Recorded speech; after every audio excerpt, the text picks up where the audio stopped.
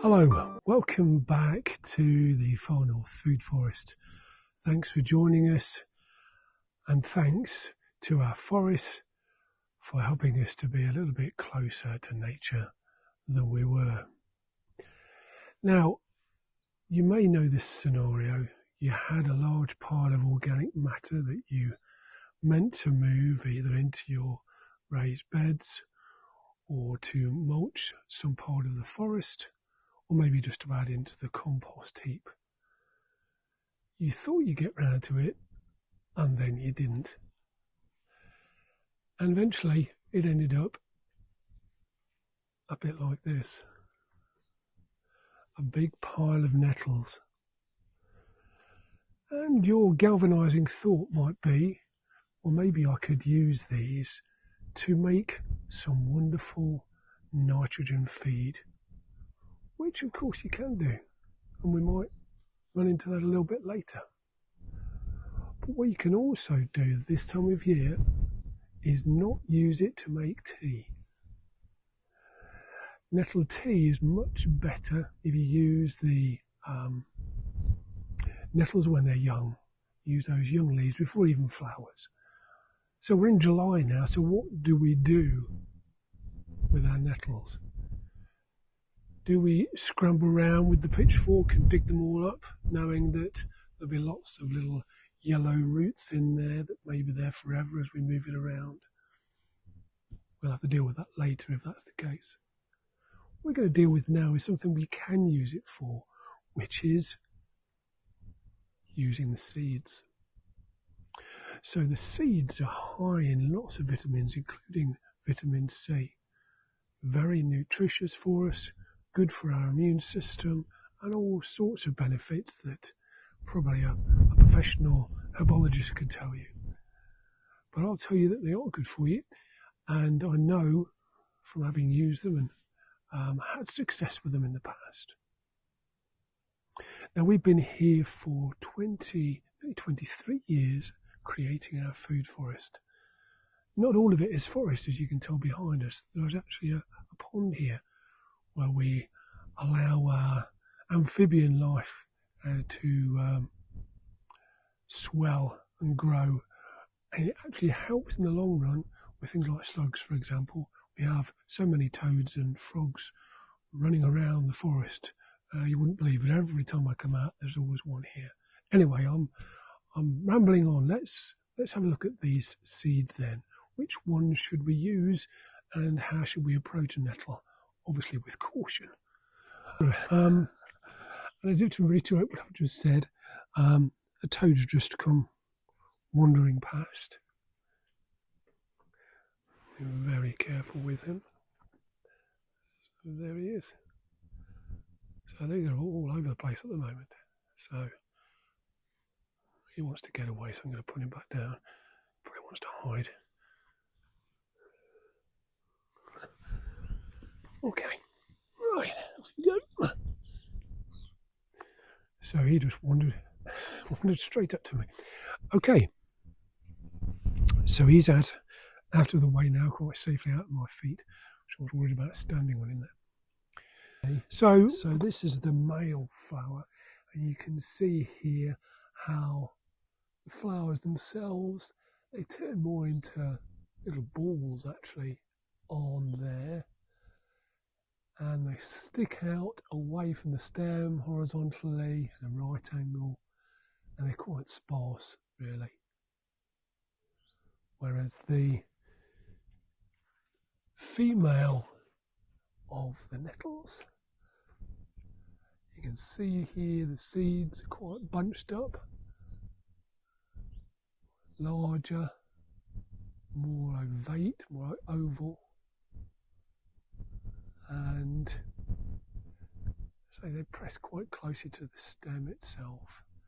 They're quite bulky, so you can tell there's quite a big difference between the two, so you shouldn't mistake them.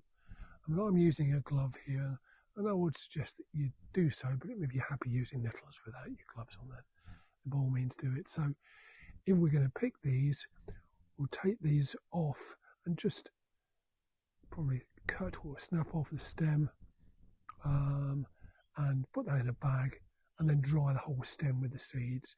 I mean, you could go individually with these seeds and just take them off the individual stems and leave the stem there.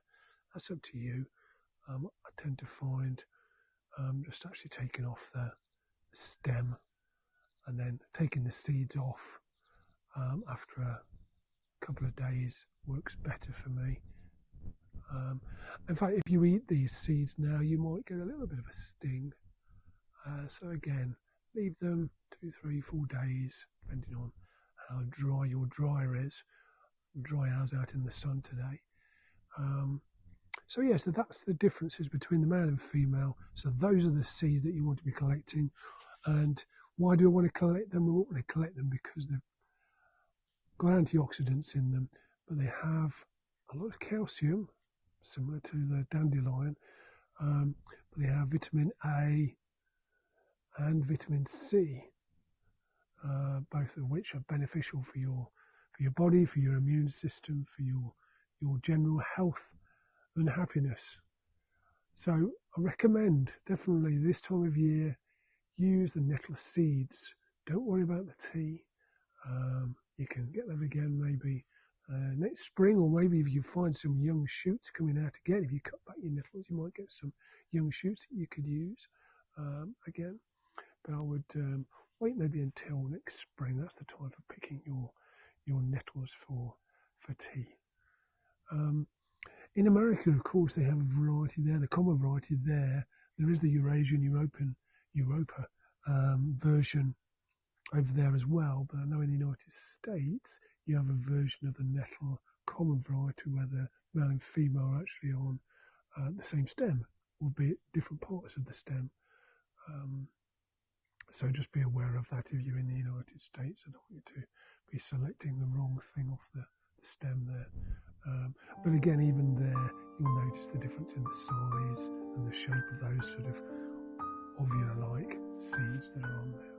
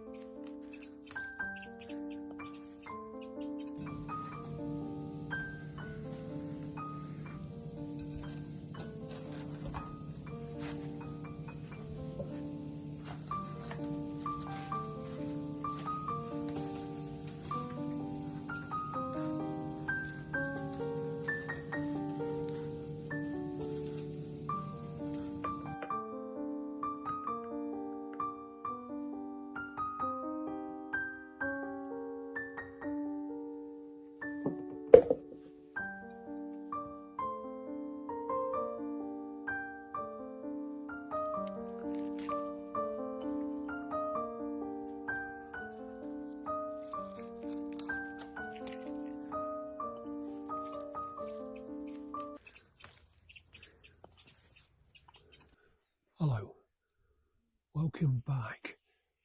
We're discussing the nettle. In fact, I'm feeling a little nettled myself at this moment. It's interesting just how many verbs there are connected to nettles.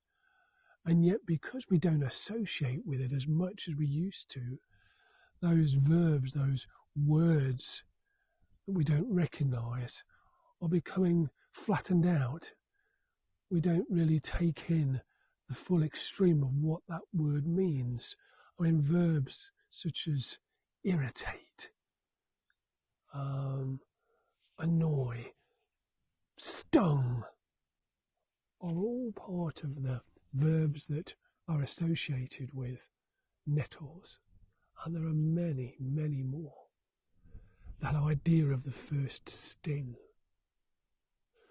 And yet, years ago, Roman centurions, who many believe the Romans brought nettles over to this country, along with ground alder. I'm not sure I'm grateful for that, but it is edible. They used to rub themselves down with a nettle to warm themselves up.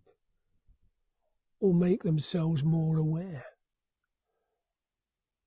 And if we think about it, when you're stung by a nettle, there's nothing that suddenly brings yourself into the present more than that. You begin to respect it. And the nettle, with its name amongst indigenous people and in folklore as the guardian, becomes a little bit clearer. What we tend to do these days is strim it down and destroy it, burn it, get rid of it. We don't want to learn that lesson. The only lesson we want to know is that it's hurt me and I no longer want to know. And yet if we do that, we ignore the things that nettles can bring into our lives, the benefits that the nettle has, the untold stories that the nettle has. I want to unravel some of these, but first of all, I suppose it's thinking practically about a food forest. What benefits do they bring? How can they help me? Maybe it's not about us at first. There are things that they do bring to us, such as a food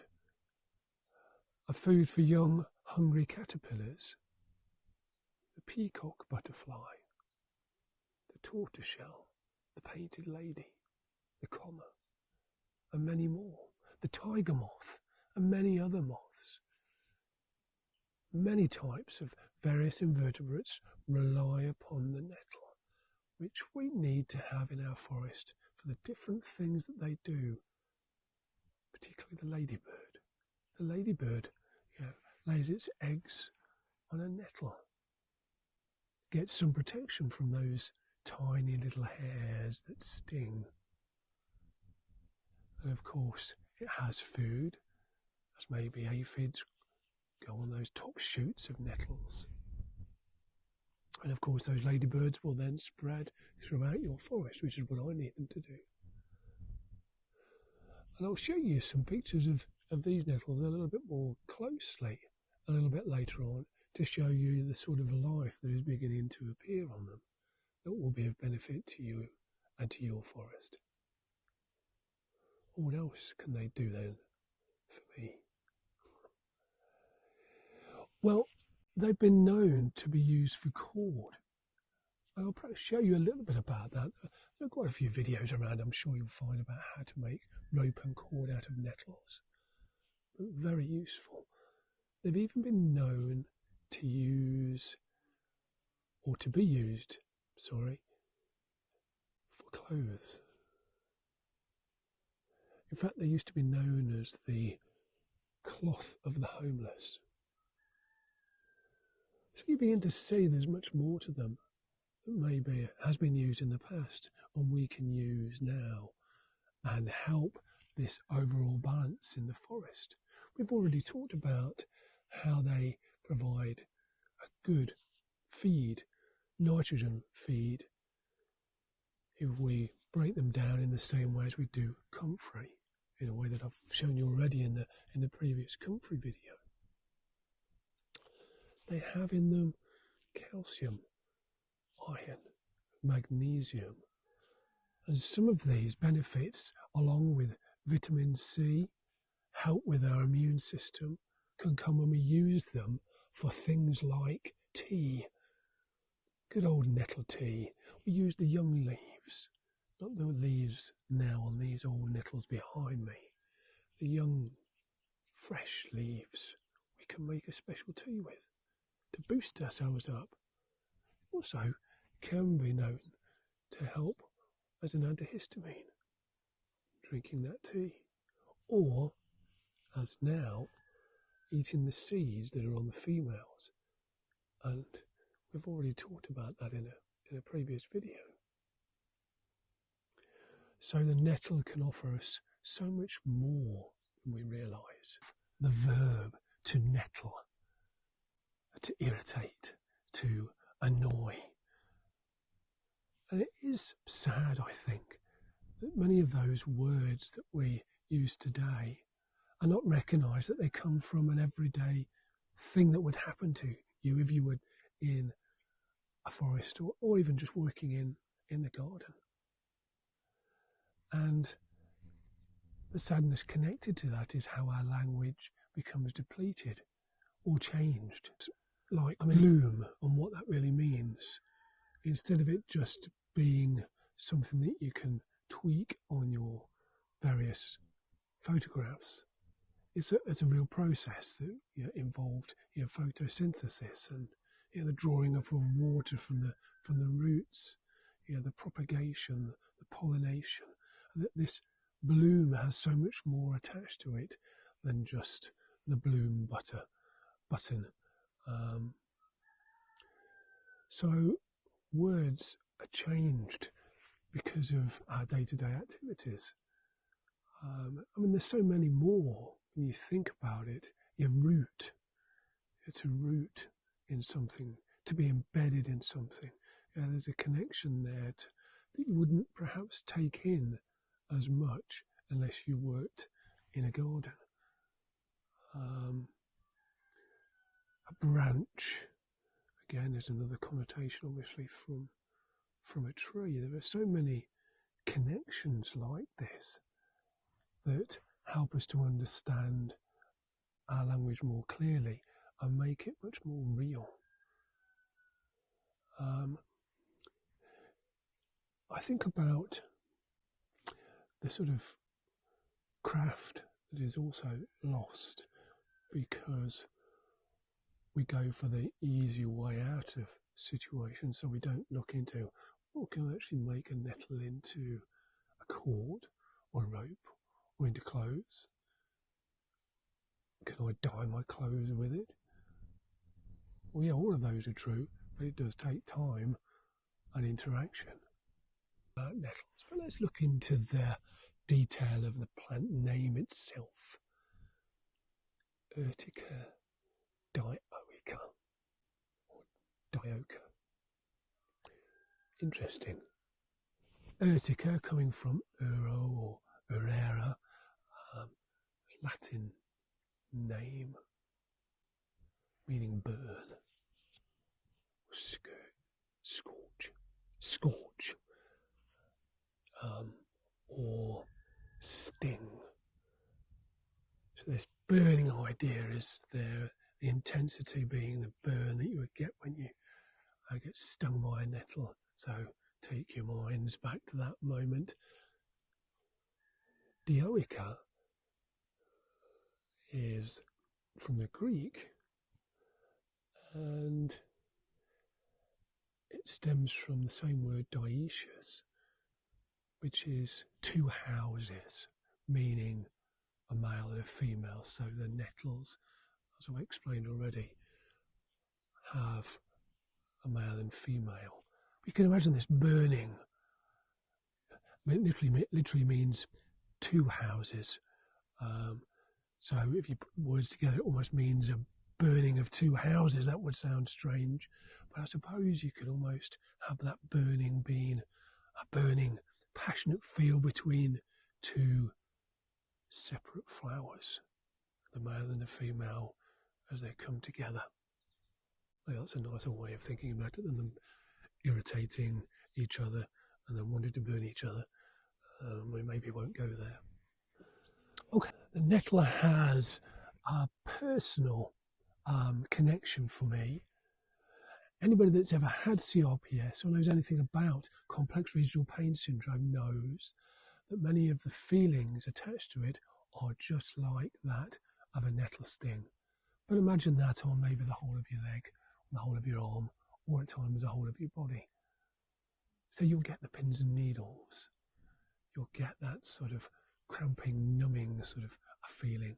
You'll get the burning edge that comes, and that can increase in different degrees. So there is an association and a connection, certainly. And there is some thought that things like arthritis, for example, can be helped by stinging yourself in the area where the arthritis is worst. And maybe I should try that on my CRPS. And maybe I will. There are great stories created about nettles. Hans Christian Andersen's story, The Wild Swans, There's the 11 princes and the one princess who saves the day. So I'm going to have a look at these nettles behind me now. There are lots of videos that you will find around the internet, I'm sure, that will explain in more detail about some of the things that I've suggested today. But hopefully it's opened your eyes up to the ideas that I've talked about, around language, around thinking about the whole story and how you build up the wildlife in your forest and your ecosystem, and don't just think about yourself and the benefits to yourself. And some hidden benefits that you'll find in maybe stories or ideologies that have come from thinking related to the nettle. So you can see the life that is beginning to appear in here. The caterpillars here, cocoons being created.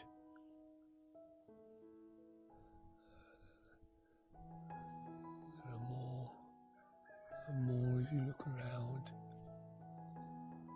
Some of these caterpillars quite young. The black one there was a butterfly. This small, I'm not sure, maybe a moth. There are also tiny little spiders in here.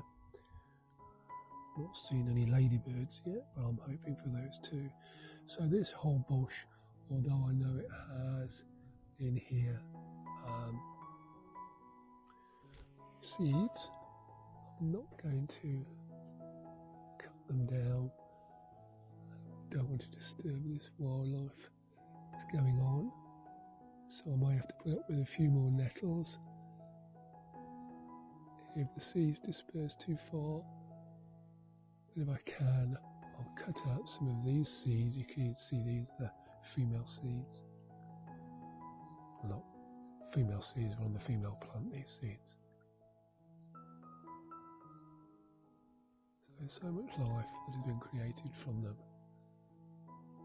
that we can appreciate if we just are a little bit more careful.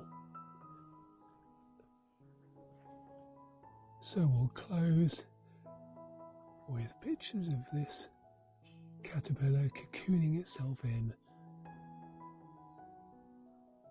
to appear in the future as a new beautiful butterfly. And I hope the information, the details we've talked about today will hopefully benefit you and help us all to appreciate what we throw away if we get rid of the nettle. Hello. Well, one last thing I said I would share with you is the use of nettles for cord or even netting. I think about the mythical net of Loki, or the magical net of Loki. And I suppose in relative terms, nettles have been used for lots of things related not just to ropes and cord, but clothing. As I sit by the side of these nettles, it reminds me of that first impression of a nettle. When folktale or folklore or indigenous story talks about the nettle being a guardian, it makes you wonder what that implies, what that term really means. I guess one of the things is that we could probably take that initial sting in two different ways, a little bit like a contention or an argument or a first situation we have with somebody where we have a difference of opinion. And we can either fly off angrily and try and hurt them, or we can learn from the experience and perhaps realise that there are boundaries. And there are boundaries, aren't there, in life, and you can learn those in a food forest. We need to learn that the plant wants to protect itself. It's not just there to have us use it. That would be an underdevelopment of what stewardship probably means. In fact, sometimes people think about stewardship as being us overseeing plant life. And in some ways in a garden, I suppose we do. But I think in a food forest scenario, it's about how we are stewards of almost each other. How do we create this balance? And if we take a life, be it a nettle, we need to also make sure that we perpetuate that life, so we don't kill them all, that we allow it to live on, to have seeds and to propagate and move on. And also that we appreciate the life. And I think in harmony in a food forest, or in the wild in general, that's how we should be. We need to be stewards of each other and protect each other to a certain degree, but always be grateful for the life itself. So I've gone on enough. So, I mean, there is something important. I talked about stinging yourself on nettles, and it's quite easy to avoid by making sure that you squash those hairs down, the trichome. Strange name, funny name, is it? A trichome. You imagine combing the hairs down, if you like, on either the stem or on the leaf, but we don't do it gently. We have to take a firm hold, which is grasping the nettle. But there may be some of you that might react quite violently to a nettle sting if you get it accidentally. So, I would perhaps volunteer yourself to wear a glove just in case. I don't want you to react badly. And there are occasions when, with CRPS, if you get a bang or a scratch or something like that, it actually exacerbates, the CRPS exacerbates the problem itself. So I probably don't want that to happen to me. Okay, so what should we do? And there's some good ones here, and you want to look for one that's quite long, because you want to be using it to an extent. So let's have a look.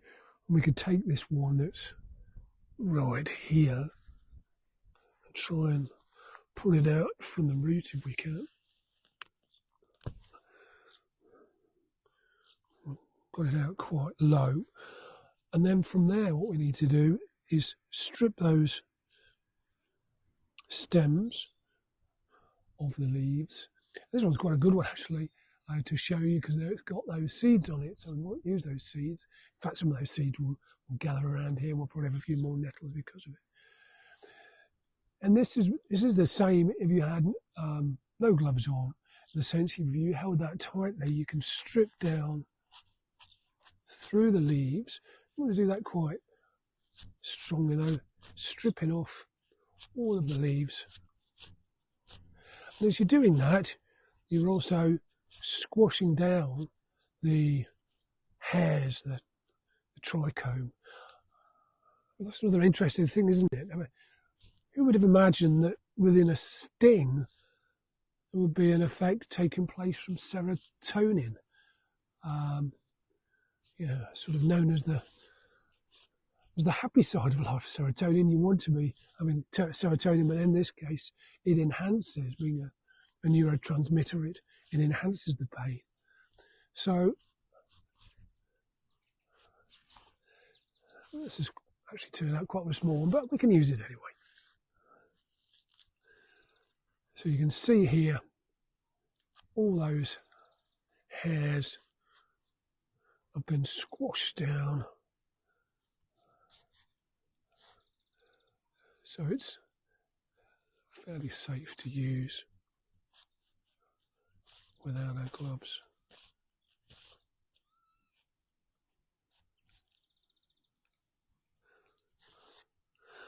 Okay, so what we're trying to do is separate the core type qualities of the nettle from the pith itself. And part of the problem with trying to get a long piece here is these little nodules all the way along. So you can either take a piece of wood and sort of roll it out, or in this case, I'm just going to use a couple of rocks here and just flatten out this nettle.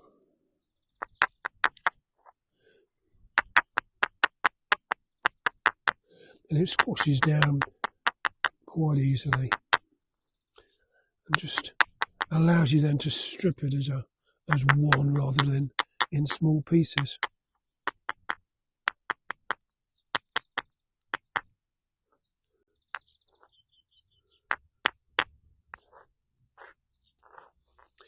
And there you can see I'm using my bare fingers there, and there's no sting at all. So I'm not gritting my teeth and actually getting stung. There's no sting there at all. So then, a larger piece, this is not a particularly good piece, but it'll work just for this example. So you would sort of bend that in half a little bit, and as you bend it, I'll take this other glove off, and as you bend it, you can see that the cord starts to pull apart from the pith inside, and you get these long strips.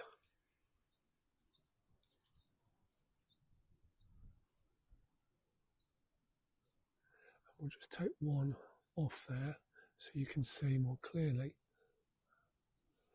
So you see there, you get the cordage.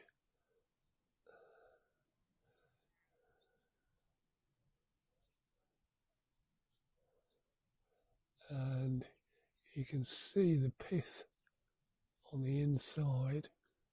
Here's the pith. So there's not much pith in this because it's quite a small piece. Just get your fingernail on there, pull it apart.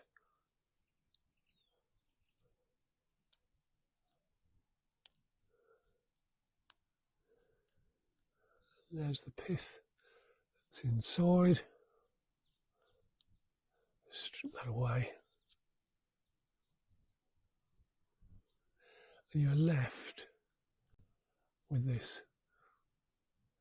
It splits up into several different cords.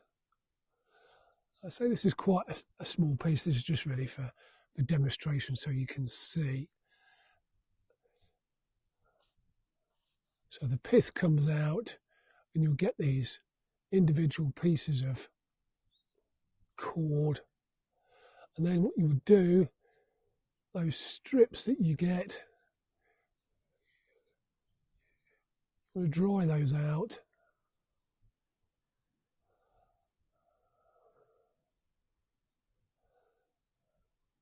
Dry them out and then hang those out to dry, and then you can start to tie them together into bits of cord which actually bond really quite strongly. So that's just an example from a small piece of nettle, but it shows you these individual pieces of cord that strip off from the nettle. Get as many of them as you can.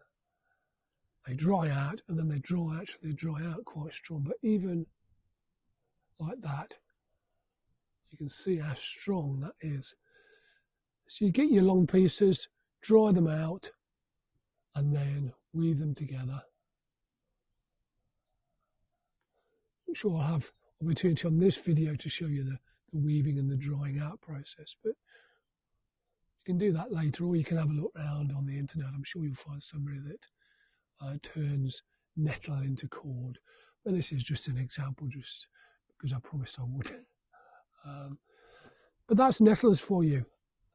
The guardian food forest. Use them wisely.